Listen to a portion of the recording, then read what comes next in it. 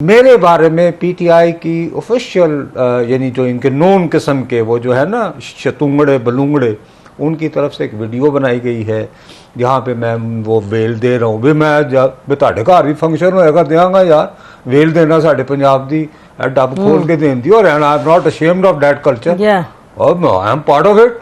ये क्या बात कर रहे हैं, हूँ रह गए हैं तो मैं हाथी तस्वीर फाड़ के बह जाऊँ तो मैं सादा कमीन का सर्टिफिकेट भी ले लवां, यह 2 नंबरी मैं नहीं कर सकता। ठीक तो हम अच्छा। दोनों हम तीनों हबीब साहब हम सब का एक है कि भाई आप अगर वाकई समझते हो कि मतीन ने कानून की खिलाफ वर्जी तो ले कोर्ट में और आके बात करें क्वेश्चन, और ये एफसीआर की बात ना करें। ये पंजाब में भी एक जमाने में मेरे भाई ये भी निज़ाम ये कलेक्टिव इज्तिमाई ये पंजाब में मुतारिफ अंग्रेजों को करवाया हुआ, उसको कहते चुल्ला टैक्स। निज़ाम डाकू होता सी ना कसूर दा, उसमें जब वो कोई भी वारदात करता था तो चुल्ला टैक्स कसूर के शहरियों पे लगता था, उसी पे मुहावरा बना हुआ है। वो तो डाकू करता था, बट डाकू तो हमारा तो रॉबिन हुड था ना। ठीक है बिल्कुल कर दो तुसी उथों ना होवे ते नोटिंगम बना लेंदे हो ते रॉबिन हुड ते साडे वाला होवे ते डाकू। बिल्कुल ठीक, दिन नु रात फरंगी दा ते रात नु राज मलंगी दा। ठीक बिल्कुल, और मलंगी डाकू कहंदे सन जी। सो तेरी औलाद है रियासत पाकिस्तान की, 4 साल तक अली वजीर को रखो जेल में, उससे तो किसी ने माफी नहीं मांगी। और अब आपके जरा एक एलीट किस्म की पंजाबी फैमिली के कुछ बच्चों ने हाय अल्लाह थोड़ी सी हरकत कर दी तो क्यों वो रियासत को शफकत दिखानी चाहिए ना। आई एम सॉरी जी, या तो ये फैसला कर लो कि रियासत को हर एक के साथ शफकत बरतनी है। जब उनको ये इत्तला दी गई, और ये मैं आपको एक सहाफ़ी के तौर पर रिटायर रिपोर्टर कह रहा हूँ, ये इत्तला दी गई कि जी ये एग्रीमेंट हो गया है जी जी बिल्कुल, तो पहला लफ्ज़ जो इमरान खान साहब ने कहा, उन्होंने कहा idiot you are being trapped. इत्तला देने वाले को ये कहा idiot you are being trapped, तुम जाल में फंस रहे। ये मैं बात दोबारा कह रहा हूं, सो वीटो कर दिया गया। और बलोचिस्तान का भी इस रियासत पे उतना ही हक है। हदायतुर रहमान को तो यानी बल आखिर सुप्रीम कोर्ट आकर अपनी जमानत देना पड़ती है, इधर जो है एक ब्लैंकेट के मफरूजा भी ना करें, फर्ज भी ना करें, एमपीओ भी ना करें। तो नसीम हमें फेयर होना चाहिए। अल्हम्दुलिल्लाह by the grace of God मैं भी लाहौर में पैदा हुआ हूँ और बड़ा हुआ हूँ, और इसकी वजह से अपनी बकवास के बावजूद अक्सर बच बचा भी होता रहा है। और आप भी इस हवाले से यानी कुछ अल्लाह ताला ने जितना भी मौला ने करम रखा, लेकिन उसमें हमारा लाहौर में पैदा होना और पंजाबी होने ने भी बड़ा रोल अदा किया। लेट्स फेस इट, ये ख़त्म होनी चाहिए तफरीक। क्या मुज़ाकरात मुमकिनात में से आपको लगता है? अभी नसीम आपके साथ थोड़ा सा दोस्ती का फ़ायदा उठाते हुए, जान की अमान पाते हुए, मैं ये दरख्वास्त करूँगा कि सबसे पहले ज़ेर बहस लाया जाए जो कल रात सरजद हुई। कल रात वो जो किया है प्रेस कॉन्फ्रेंस रात के 12:20 पे, वज़ीर इत्तलाआत आपको 11 बजने में कुछ मिनट पर ये कहे कि 12:10 पर इंटीरियर मिनिस्टर वज़ीर दाखिला अहम इंकशाफात करेगा जी बिल्कुल, तो बाबू दिन 10 का मतलब 12:10 होता है। तो ये जोक नहीं है। यानी या तो ये होता ना कि फ़र्ज करें कि मतीउल्लाह जान कहता कि जी शुनीद है कि जी आज राना सनाउल्लाह साहब एक वो 12:20 पे आए थे, 12:10 के 12:26 पे चल, मैं तो जाग गया, मैं तो सो जाता हूँ भैया आजकल 11 बजे ये वो। अच्छा, उसके बाद ये हुआ कि इस लेवल के ऊपर जाके आप जब कमिट कर रहे हैं तो फिर 12:10 बजे इट शुड बी 12:10। ठीक, मैं तो एक आम पाकिस्तानी रियाया का बंदा हूं, को वाली वारिस नहीं है। अच्छा सर, एक टाइमिंग, एक मिनट ठहर जाए। नहीं, इट्स नॉट ओनली टाइमिंग, मैं पूछ रही हूँ। आप मुझे बताइए कि इस इस्लामाबाद शहर में कितने एटलीस्ट डिप्लोमेट्स जो हैं उन्होंने सब कुछ छोड़ के वहां बैठ गए होंगे कि what Pakistan interior minister is going to say, please we know it, कि जब इस तरह के ऐलान होते हैं तो क्या रिएक्शन होता है। डिस्पाइट द फैक्ट मती के कह चुके हैं हुकूमत की तरफ से कि जी माफ़ी मांगे और कहें कि आपने गलती की है और फिर देखेंगे मुज़ाकरात के जहाँ तक ताल्लुक़ है, अगर तो हुकूमत ने या इस्टेब्लिशमेंट ने ये फ़ैसला किया है कि इमरान खान ने अक्टूबर में होने वाले इलेक्शन नहीं लड़ने, तो फिर डेफिनेटली मुज़ाकरात की तो कोई गुंजाइश नहीं होगी। और क्योंकि और मुज़ाकरात ना करने की वजह क्या होनी चाहिए, ये भी बड़ा इम्पोर्टेंट है।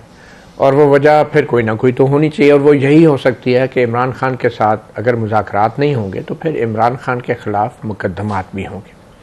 और क्या वो मुकदमात वैसे ही होंगे जैसे 100-150 पिछले 1 साल से हम देख रहे हैं, या वो कुछ इससे ज़्यादा सीरियस होने चाहिए? अगर तो वाकई मुज़ाकरात ना करने की कोई वजह बनानी है तो मुकदमात इससे ज़्यादा सीरियस होने चाहिए। और इस बात का इम्कान बिल्कुल मौजूद है कि अल्टीमेटली कुछ ऐसे जो हैं आपको विटनेसेस मिल जाएं, कुछ इलेक्ट्रॉनिक एविडेंस मिल जाए कि जिसमें बराह रास्त इमरान खान को फ़ौजी तनसीबात पे हमलों से मुंसलिक कर दिया जाए, तो फिर डेफिनेटली इमरान खान का कोर्ट मार्शल भी हो। कोर्ट मार्शल से मुराद ये है कि जो आर्मी एक्ट के तहत जो मौजूदा कानून है उसके तहत प्रोसीडिंग हो सकती है। और अगर आर्मी एक्ट के तहत प्रोसीडिंग करनी है तो फिर मुज़ाकरात तो नहीं हो सकते ऐसे शख्स के ख़िलाफ़ कि जिसके मुतल्लक अभी कुछ एविडेंस, और ख़ुद हुकूमत भी बार बार कह रही है कि बड़ा संगीन एविडेंस है।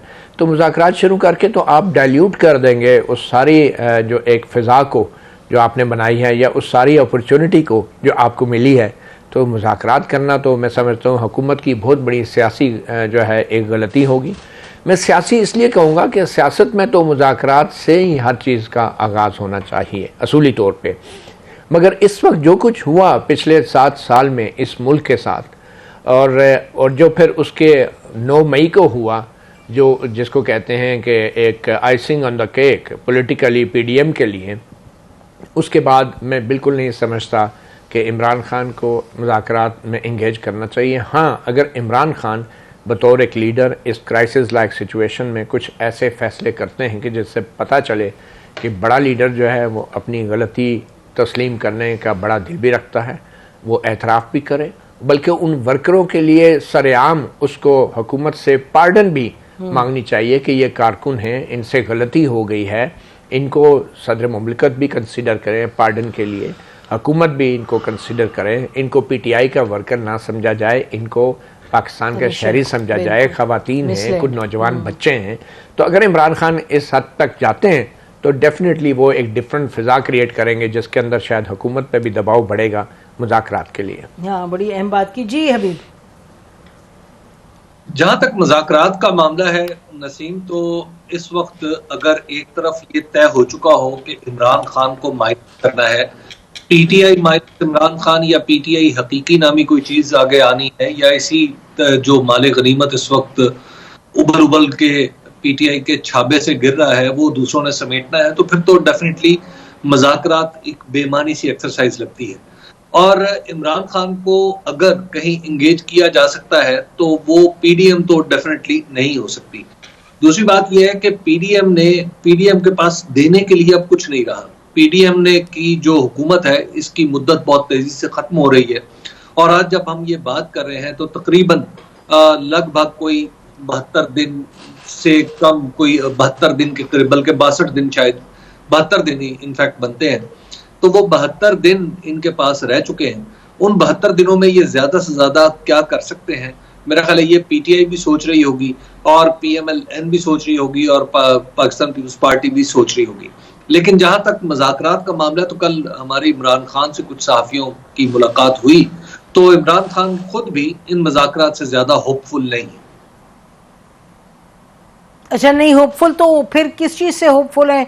ये जो उन्होंने नाम दिए थे, ये क्या बस खाना पूरी थी, या he wanted to just make a political move के जी कुछ मैं करता हुआ दिखाई दूं? उनका ख्याल ये है कि उनके ऊपर जो बार बार इल्जाम लगाया जाता है कि इमरान खान लचक नहीं दिखाते, मुज़ाकरात नहीं करते, तो दरअसल वो ब्लफ कॉल कर रहे हैं अपनी दानिश्त में। वो ब्लफ कॉल कर रहे हैं कि मेरी तरफ से मुज़ाकरात की कमेटी भी मौजूद हो, मुज़ाकरात के कॉन्टैक्ट्स टर्मिनल्स भी मौजूद हों, लेकिन दूसरी तरफ से जब कोई जवाब नहीं आएगा तो डेफिनेटली फिर जाहिर है मुज़ाकरात ना करने की जिम्मेदारी जो है वो दूसरों पे जा पड़ेगी। उन्होंने कल कुछ मिसालें भी दी कि मैंने फलां मौके पे भी मुज़ाकरात करना चाहे। मिसाल के तौर पे उन्होंने कहा कि जनरल कमर जावेद बाजवा, उनको उनके बारे में उनका ख्याल यह है कि उनकी हुकूमत उन्होंने गिराई, तो उन्होंने कहा कि अगर मैं मुज़ाकरात ना करना चाहता, मैं मामलात को आगे ना बढ़ाना चाहता, तो मैं कम से कम 2 दफा इनसे मुलाकात ना करता। तो लिहाजा वो समझते हैं कि मुलाकात करने के लिए वो तैयार है, लेकिन दूसरी तरफ से जो रवैया है वो ये है कि माइनस करना है इमरान खान को। इसके साथ उन्होंने पहले भी मुझे एक बार बताया था कि जो पीछे जो मुज़ाकरात हुए थे जिसमें फवाद चौधरी साहब और दूसरे लोग थे, जो इलेक्शन एक दिन अदालत के कहने पे जो एक दिन इलेक्शन हो सारे मुल्क में, उस पर गुफ्तगू कर रहे थे, तो उसमें भी जहां फवाद चौधरी साहब अपने तौर पे कुछ यानी कुछ रवैया उनका मुख्तलिफ था, वहां दूसरी तरफ से भी एक क्लियर कट शर्त ये बताई जाती थी कि वो मौजूदा चीफ जस्टिस के होते हुए इलेक्शन नहीं करवाना चाहते। तो जब मुज़ाकरात इस तरह हो कि किसी के होने और किसी के ना होने पे, तो इमरान खान को लगता है कि शायद ये मुज़ाकरात की कोई कामयाबी तो नहीं में मिल सकती, लेकिन कोशिश बहरहाल करते रहना चाहिए। जी, हालांकि ये मतलब मुज़ाकरात की तो कहानी लंबी है नुसरत, क्योंकि आखिरी जो राउंड था उसमें तो बड़ा क्लियर कट हो गया था कि एक दिन होंगे प्लस बजट के बाद होंगे। तो मतलब यानी इमरान खान साहब को ज़रूरत थी या पीडीएम को कि कोई एग्रीमेंट हो?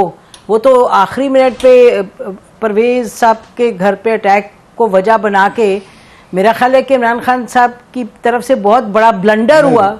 नसीम बीबी, ये इनकी यानी कि पब्लिक पोजीशन है, इन्होंने ये वो यानी परवेज इलाही साहब के घर पर छापे वाली बात, ठीक है। जब उनको ये इत्तला दी गई, और ये मैं आपको एक सहाफ़ी के तौर पर रिटायर रिपोर्टर कह रहा हूँ, ये इत्तला दी गई कि जी ये एग्रीमेंट हो गया है, जी जी बिल्कुल, तो पहला लफ्ज़ जो इमरान खान साहब ने कहा, उन्होंने कहा idiot you are being trapped.